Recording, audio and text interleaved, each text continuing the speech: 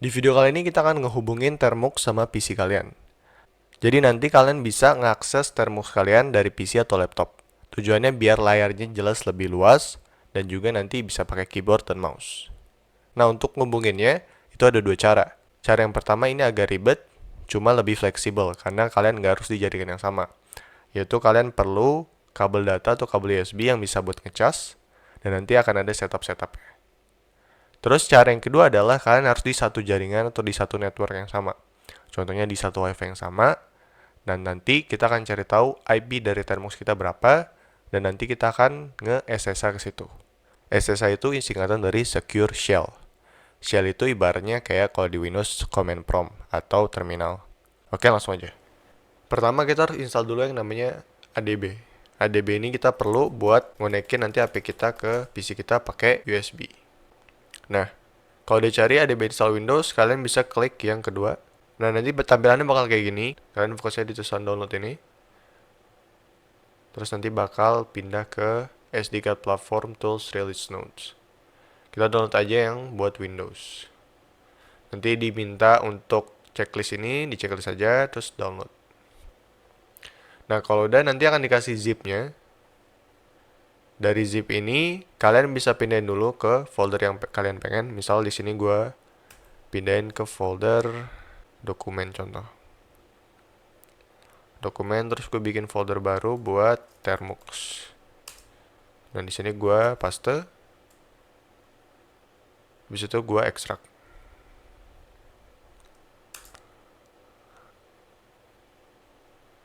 Nah, kalau udah nanti bakal dibuka di sini deh. Namanya Platform Tools. Jadi kalian klik aja. Nah, nanti ada banyak file di sini kan. Nah, jadi gimana cara pakainya? Kalian harus buka CMD di folder yang sekarang.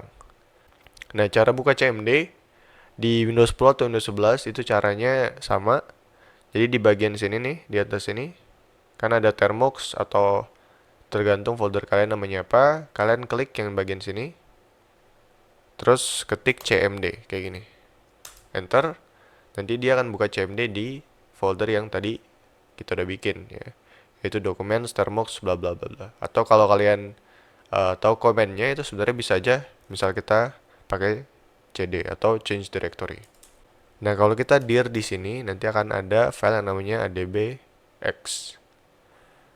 Jadi kita ketik adb, enter. Nah, nanti dia akan muncul di sini. Agak panjang dia. Ini cara-cara pakainya, cuman ini terlalu panjang kan. Jadi kita nggak perlu semua fiturnya sebenarnya. Di sini kita CLS. CLS ini buat nge-clear screen kita. Jadi dia kosong lagi. Jadi kita bisa fokus. Sini gue gedein dulu. Nah, jadi kita cek dulu device kita udah connect atau belum, atau device kita udah kedeteksi atau belum sama si ADB. Kita ketik ADB device, tipe ADB bukan ABD device. Nah, di sini list of device attached ini masih kosong. Berarti di HP kita itu kita belum nyalain yang namanya USB debugging. Jadi kita harus nyalain USB debugging dulu. Caranya begini. Untuk USB debugging ini masing-masing HP jelas beda-beda. Intinya kalian harus cari-cari sendiri merek HP kalian, terus cari aja opsi pengembang atau kalau pakai bahasa Inggris berarti developer option. Misal contoh, kalau di Samsung berarti how to turn on Samsung developer option atau cara menyalakan opsi pengembang di Samsung atau di Xiaomi dan lain-lainnya. Tapi kebanyakan HP itu perlu buka yang di bagian about phone di sini. Nah, kalian buka about phone, terus nanti ada informasi tentang HP kalian. Di sini gue sensor dulu. Nah, ini informasi tentang HP kalian. Kalian fokus di bagian software information. Nah, kalau udah masuk ke software information, ini kalau di Samsung, kalian klik di bagian build number beberapa kali. Nah, nanti akan muncul minta pin. Kalian masukin aja pin kalian. Kita balik dulu ke yang tadi di sini. Terus ada tampilan baru yaitu developer option atau opsi pengembang. Nah, di sini kalian scroll nanti ada yang namanya USB debugging. Nih, USB debugging. Ini kalian allow. Nah, pas nanti connect ke si komputer kalian.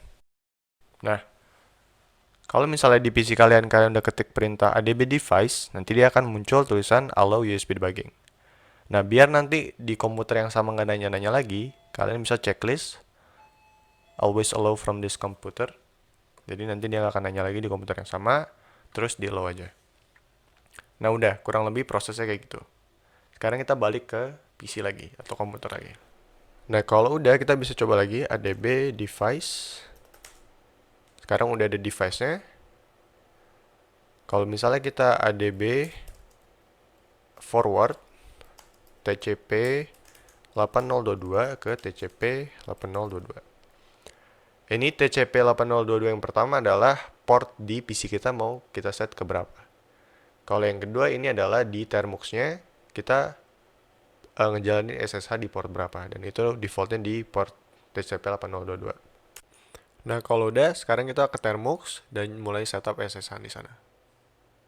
Oke, sekarang gue udah di termux. Di sini kita perlu install sama setting sedikit. Nah, kita perlu install package yang namanya OpenSSH. Kayak gini. Kalau udah di enter, nanti ditunggu prosesnya. Dan ini jelas butuh koneksi internet, jadi pastiin kalian udah connect ke network kalian. Kalau prosesnya udah selesai, di sini kita clear dulu. Terus kita ketik passwd. Ini buat ngeset password dari termux kalian. Nah, ini di sini kita bisa enter. Terus tentuin password termux kalian mau apa. Misalnya gue di sini bikin jadi kayak gitu. Pas kalian ngetik emang tulisannya nggak kelihatan. Jadi kalian harus pastiin nggak ada typo dan kalian masukin 2 kali. Nah, kalau udah sukses, nanti tulisannya new password was successfully set. Kalau udah kayak gini, kita tinggal jalanin SSH-nya pakai SSHD perintahnya. Kalau udah di enter, balik lagi ke PC kalian, tulis aja di sini SSH localhost min p 8022. Min p ini berarti portnya kita set ke 8022. Kalau udah di enter, nanti kita masukin password dari si HP kita. Nah, sebelum masukin password itu biasanya ada tulisan, nanti akan gue screenshot di sini. Jadi untuk pas pertama kali kalian connect itu bakal minta izin dulu, dan kalian tulis aja yes terus enter. Kalau udah, kita ketik password termux kita. Ini beda-beda tiap orang. Nah, kalau udah, kita bisa akses termuxnya. Nah, buat ngecek ini udah connect atau belum, kita uname a. Di sini Linux localhost, Android tipenya, atau bisa juga kita neofetch. Baru kelihatan di sini hostnya Samsung, Androidnya Android 14 dan lain-lain. Nah, terus kita bisa bikin kayak gini. Jadi buat ngecek kalau misalnya ini udah kehubung dengan benar atau belum, kita coba bikin file dari PC ini dan nanti kita akan cek di HP. Filenya masuk atau enggak itu sama isi filenya sesuai atau enggak sama yang kita tulis di PC nanti. Jadi kita bikin dulu folder yang namanya komputer misalnya.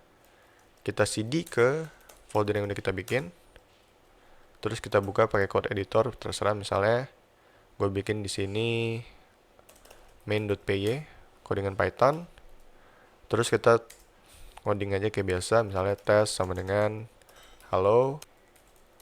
Terus kita bikin di sini if test sama dengan hello, maka print ini dari PC. Terus ada else print dari PC, tapi bukan halo katanya. Ya terserah lah, pokoknya apa aja. Misalnya ada for juga, in range print i. Nah, kalau udah gini kita coba jalin dulu. Kita python main.py.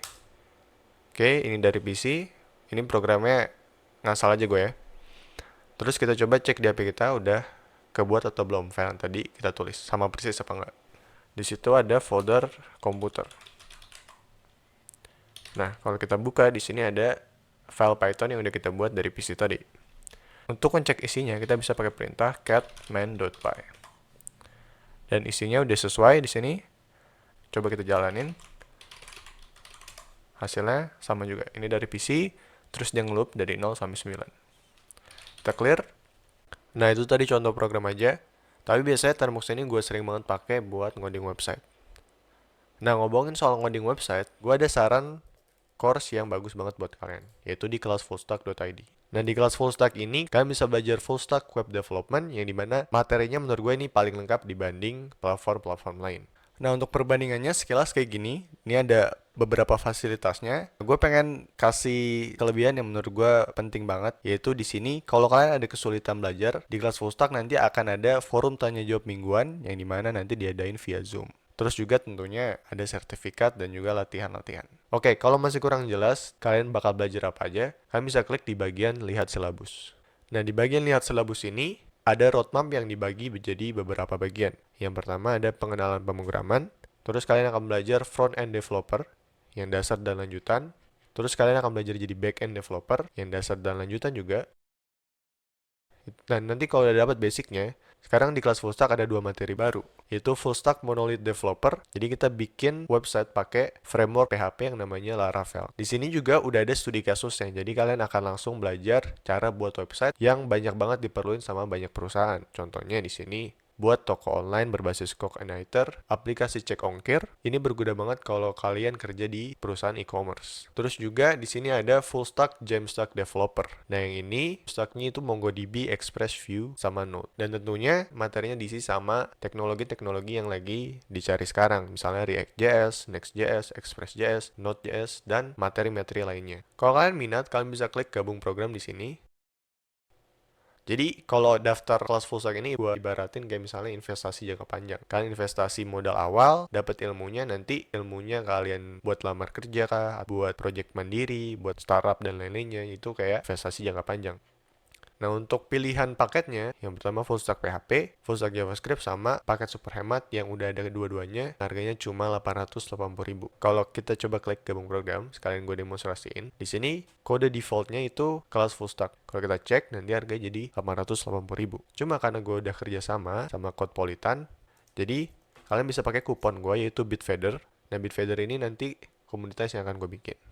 Nah, kalau kita cek di sini, harga yang tadinya 880.000 bisa jadi 770.000. Berarti nanti dengan 770.000 ini, kalian bisa dapat sekitar 74 course, yang dimana nanti tiap-tiap course-nya ada banyak materinya. Contohnya di sini, materi terakhir itu 3 jam durasinya dengan 31 materi. Belum lagi materi-materi lainnya. Kalian bisa gabung sama 2000 lebih member kelas full stack lainnya, dan juga ngakses semua course yang ada di kelas full stack seumur hidup. Worth it banget kan? Kalau kalian tertarik, langsung aja linknya ada di deskripsi. Atau kalau kalian masih penasaran mau kepoin Instagramnya ada di sini @classfullstack.id. Oke, kita balik lagi ke pembahasan tutorialnya.